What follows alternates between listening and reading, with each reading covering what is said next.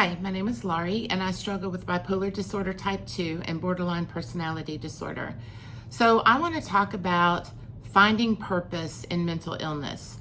Because I remember a few years ago, I was really depressed and I was crying and I was praying. And I was like, I don't understand, God. Why did you even create me? Did you just create me to be rejected and to experience loss and failure and misery and just crying all the time? Like, this is ridiculous. Like, I don't even understand why I'm here. I don't even understand what the point is. And I was like, at least, God, at least use my story to help someone. At least maybe then I can somehow process it in my mind of maybe there was a reason that I had to go through all of this. So I remember that our church started a mental health group, and my Bible study teacher recommended that I go to it. So I started going to the mental health group at the church, and we would all sit and kind of as a group, and we would talk over, things that we were going through and our experiences. And we usually had a subject that we were working on that week. We had a book. And eventually they asked me if I would help lead the mental health group, and I did.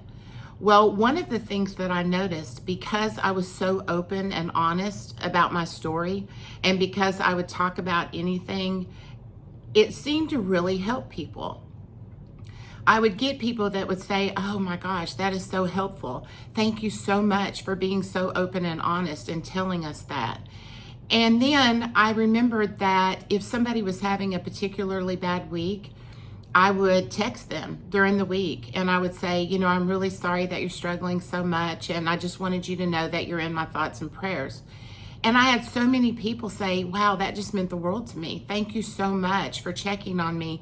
Thank you for caring.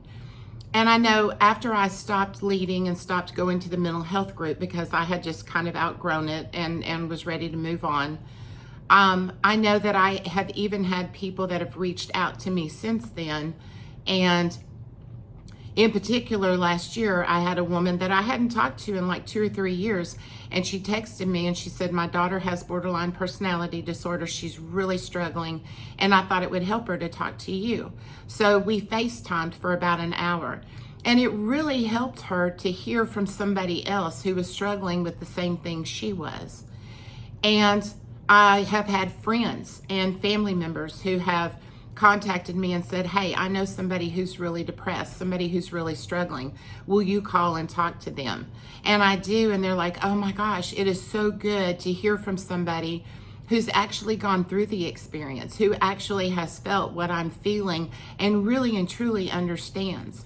And I know for me, I see a psychiatrist who's really good. I mean, she spends, a good 20 to 30 minutes with me as we're writing prescriptions, and she talks to me and gives me advice. I have a really good therapist. I've read books by psychiatrists and therapists, and I've learned a lot. But I've noticed that when I hear somebody else that is struggling with mental illness talk about their experience, or when I hear a family member talk about the experience of their loved one and what they've gone through, those sometimes are the things that help me the most.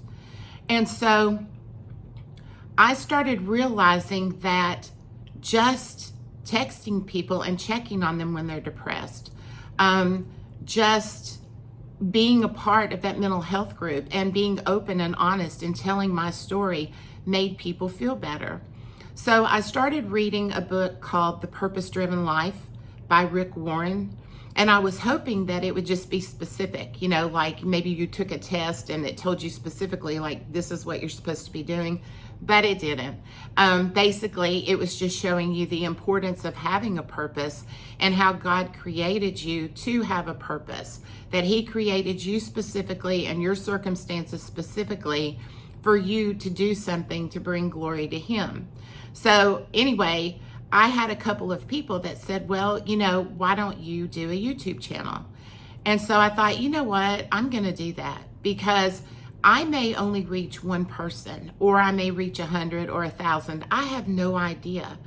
But I just know that if I'm open and I'm honest about my illness and my experiences, what I've been through, what's helped, what hasn't helped, that it can help people. And I know that me being open in the past has helped people. And so somehow or another, I have kind of found a purpose in my mental illness. Now, I am not one of those people that will say, I don't regret anything that I've gone through or anything that I've experienced, because everything that I've gone through has brought me to this point. Not even close. Not even close. I would change about, I don't know, 75% of my life. There is very little that I wouldn't change about my life. Believe me, I wish that my path had been easier. I wish that my life had been happier. It just wasn't. But at least I feel like when I tell my story, or when I'm willing to talk to other people, even when I'm having a bad day and don't feel well myself, but I'm willing to talk to them, and when I check up on them, I feel like that at least I'm using my mental illness and my experiences and what I've gone through, I'm using it for good. I'm using it to help others. And I think it's so important that whatever our situation is, whatever our circumstance is, that we do find some sort of purpose in that, and that we realize that yes, we can help people. Yes, there are things that we can do. And I know in the 12-step program for people struggling with alcohol and drugs and different addictions, that's one of the steps, is when you get to a better place, that you give back and that you help others who are struggling like you are. So finding my purpose has been very important for me, and it has helped me a little bit to kind of like accept, like, okay, you know, well, maybe there was a purpose in all of this. I'm never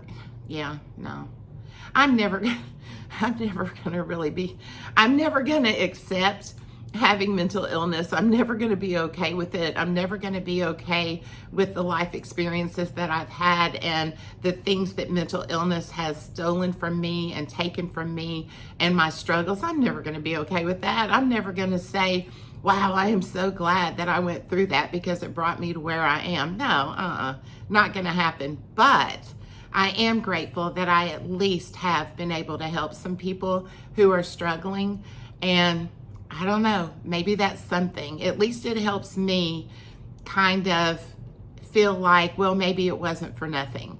You know, maybe God took something that was horrible and was able to use it for good. Thank you for watching. Bye.